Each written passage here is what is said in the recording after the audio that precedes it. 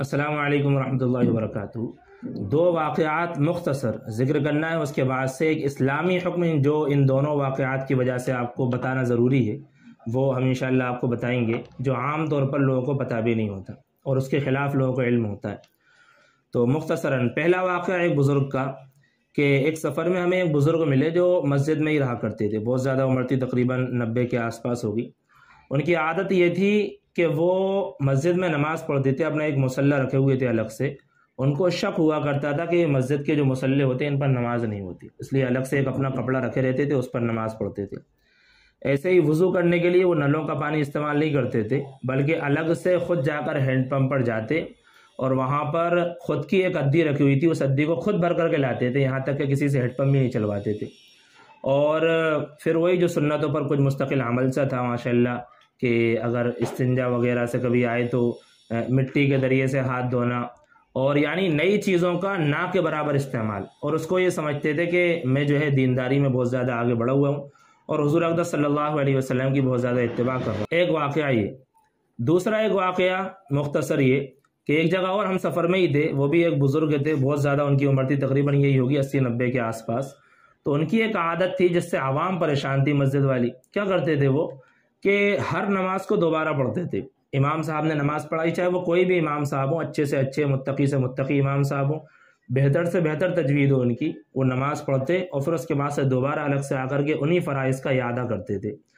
جب میں گیا وہاں پر، ہم لوگ مستقل کچھ لوگ تھے، تو وہاں ہمارے سامنے بات رکھی گئی کہ مفتی صاحب ایسی ایسی بات ہے، تو وہاں ان لوگوں نے مجھے ہی نماز پڑھانے کے لیے آگے بڑھایا۔ تو مغرب کی نماز میں نے آگے پڑھائی آگے بڑھ کر کے۔ تو الحمدللہ اساتذہ کے اعتماد پر میں کہہ رہا ہوں کہ تجوید بہت اچھی ہے، الحمدللہ ہمیں اللہ کا شکر ہے اساتذہ نے پڑھائی ہے۔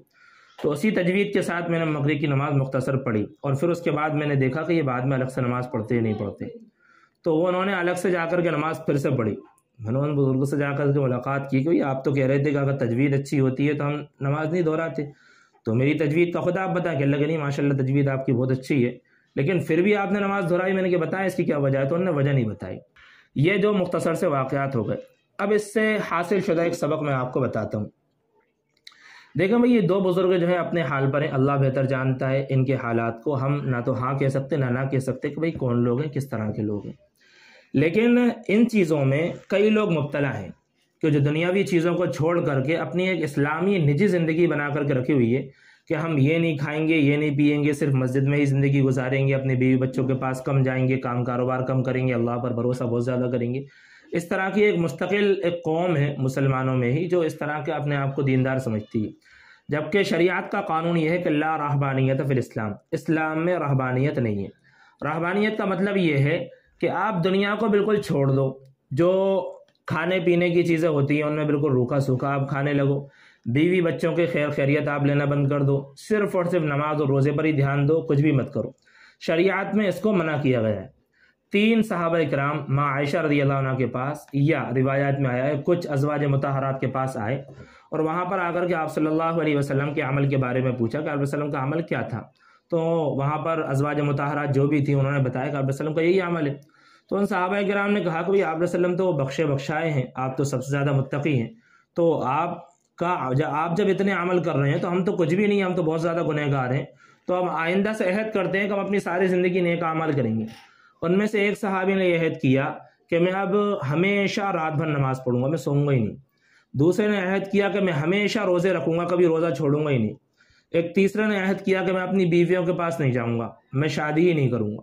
جب یہ خبر آپ صلی اللہ علیہ وسلم کو پہنچی تو آپ صلی اللہ علیہ وسلم ان کے پاس آئے، ان کو کہا کیا تم لوگوں نے یہ باتیں کہی ہیں کہ ہم ایسا نہیں کریں گے؟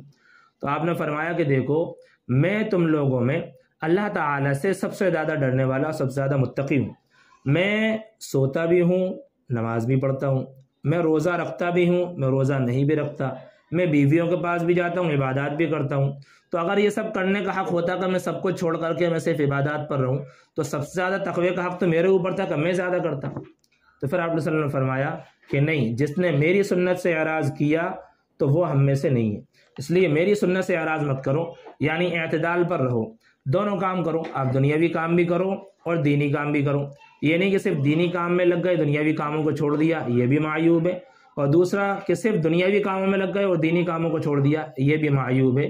شریعت میں رہبانیت کو بالکل بھی پسند نہیں کیا۔ رہبانیت کا مطلب میں دوبارہ بتا دوں کہ آپ دنیاوی لذات کو بالکل چھوڑ دو، اور خاص طور سے اگر آپ نے ان کو حرام قرار دے دیا کہ بھئی یہ چیز میرے لیے حرام، چکن مثال کے طور پر لذت کی چیز ہے حرام، مچھلی حرام، تو آپ کفر میں داخل ہو سکتے ہو۔ سخت حرام ہے کہ آپ نے ایک حلال چیز کو حرام قرار دے دیا۔ اور دوسرا یہ کہ آپ نے حرام تو قرار نہیں دیا، لیکن کسی وقتی ضرورت کی بنا پر آپ اس سے رک گئے ہو، پرہیز کر رہے ہو اس سے، تو پھر یہ جائز ہے۔ اگر وقتی ضرورت سے اور دینی فائدے کے لحاظ سے صرف وقتی پرہیز کر رہے ہو تو یہ جائز ہے۔ باقی اس کے علاوہ اپنے اوپر ہمیشہ کے لیے کوئی چیز حرام کر لینا، جیسے کہ میں نے دو بزرگوں کی بات بتائی کہ ہم کسی کے ہاتھ کا پانی نہیں پئیں گے، اس کے پیچھے کی ہماری نماز نہیں ہو رہی، یہ دین نہیں ہے، تو دین کا کھلواڑ ہے، دین کا مذاق ہے، من مرضی کا دین ہے۔ تو امید ہے میری بات آپ کو سمجھ میں آ گئی ہوگی، کئی لوگوں نے پہلی بار سنی ہوگی، تو اس بات پر عمل کریں اور اس بات کو، اس ویڈیو کو دوسروں تک شیئر بھی کریں۔